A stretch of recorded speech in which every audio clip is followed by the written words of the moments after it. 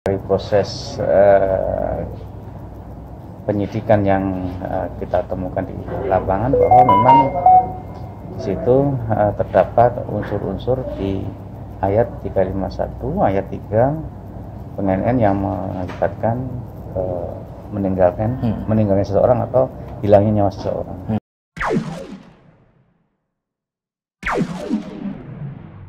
Assalamualaikum warahmatullahi wabarakatuh. Pemirsa jurnalistik update channel, dan kemarin ini sempat ribut juga di kolom komentar kenapa pelaku penembakan di Solok Selatan itu dijerat dengan pasal 351 ayat 3 Kitab Undang-Undang Hukum Pidana tentang penganiayaan yang mengakibatkan seseorang meninggal dunia. Nah, sekarang saya sudah bersama Bapak Direktur Kriminal Umum Polda Sumbar, Bapak Kombes Pol Imam. Pak, ini kan banyak kemarin yang menyatakan bahwa penerapan pasal 351 ayat 3 ini keliru gitu, atau kurang tepat. Nah, ini dari kita sendiri, dari penyidik juga, itu penerapan pasal 351 ayat 3 ini gimana sih, Pak? Baik, jadi itu semua berdasarkan dari fakta-fakta yang kita temukan, khususnya alat bukti yang sudah kita kumpulkan dari proses penyidikan yang kita temukan di lapangan bahwa memang di situ terdapat unsur-unsur di ayat 351 ayat 3 PNN yang mengakibatkan meninggalnya seseorang atau hilangnya nyawa seseorang. Dan kita sudah melakukan gelar untuk hal tersebut, dan tentunya pertimbangan persangkaan pasal ini itu didukung oleh alat bukti yang sudah kita kumpulkan di sana, baik keterangan saksi, kemudian juga bukti petunjuk dari visum et repertum, dan pengembangan alat bukti yang lain. Untuk saat ini proses penyidikan sementara masih jalan, dan tentunya kita tunggu proses lebih lanjut dari penyidik kita, karena memang proses ini juga belum selesai. Ada beberapa hal yang perlu kami dapatkan, baik di kelengkapan administratif ataupun kelengkapan yang nanti kita cari di lapangan. Berarti ini masih ada kemungkinan untuk berubah ya kemudiannya? Kalau untuk persangkaan pasal kita sudah menggunakan pasal 351 ayat 3. Karena di situ kita bisa tahu bahwa meninggalnya korban itu adalah sebagai akibat yang tidak dimaksud ya, oleh si tersangka yang kebetulan anggota yang kita proses. Seperti itu. Jadi tidak ada maksud untuk dia sengaja melakukan pembunuhan seperti halnya yang mungkin banyak ditanyakan di pasal 338. Seperti itu. Nah, kemudian untuk hal tersebut kami sudah berkoordinasi baik dengan Bidpropam, kemudian juga koordinasi lintas sektoral, yang intinya bagaimana proses penyidikan itu kita sesuaikan dengan fakta-fakta yang ada. Nah, dari fakta-fakta yang ada tersebut,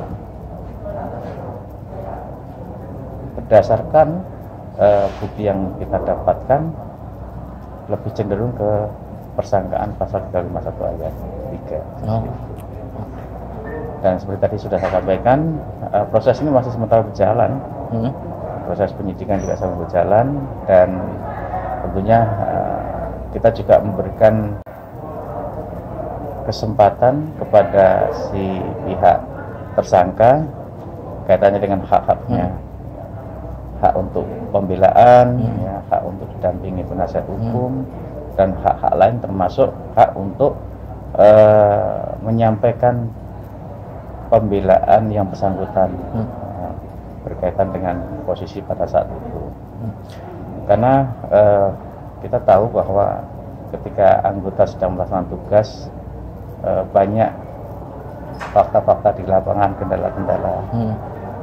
Ketika dia akan melumpuhkan, ya misalkan dia melumpuhkan dengan posisi yang pas dan terukur sesuai dengan undang-undang, tapi situasi tidak memungkinkan seperti itu. Boleh jadi dia melumpuhkan mau menembak di kaki karena terjadi pergumulan sehingga faktanya dia kena di kepala gitu ya, seperti itu. Nah ini kan dinamika di lapangan.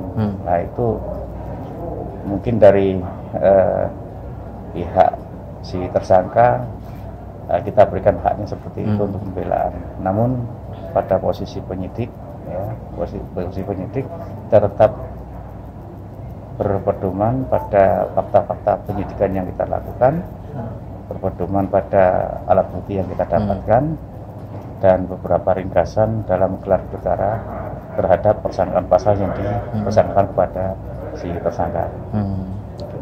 Sampai saat ini udah berapa saksi yang kita periksa ini? Kita sudah memeriksa kurang lebih 7 saksi ya, dan kita juga akan mengembangkan termasuk pemeriksaan kepada ahli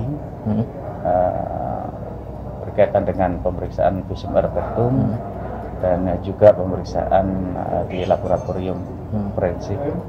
Dan tentunya ini juga masih dalam proses karena kita masih membutuhkan beberapa keterangan-keterangan lain untuk mendukung dari persangkaan dalam unsur pasal yang sudah kita tetapkan. Untuk saksi ahli ini, ahli apa yang kita butuhkan ini? Banyak di situ ya, kaitannya dengan proyektil peluru, kemudian kaitannya dengan hal-hal yang berkaitan dengan situasi pada saat di TKP.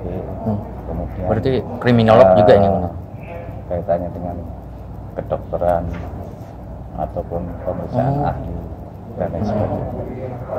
Siap. Nah, pemirsa, mungkin itulah penyampaian dari Bapak Direktur Kriminal Umum Polda Sumbar terkait kenapa disangkakan pasal 351, kenapa tidak pasal 338. Intinya karena penyidik belum menemukan unsur kesengajaan dalam perbuatan penembakan tersebut. Makanya pihak kepolisian menyangkakan pasal 351 ayat 3. Seperti itu kira-kira ya, Bang. Terima kasih, saya Albert Caniago. Assalamualaikum warahmatullahi wabarakatuh.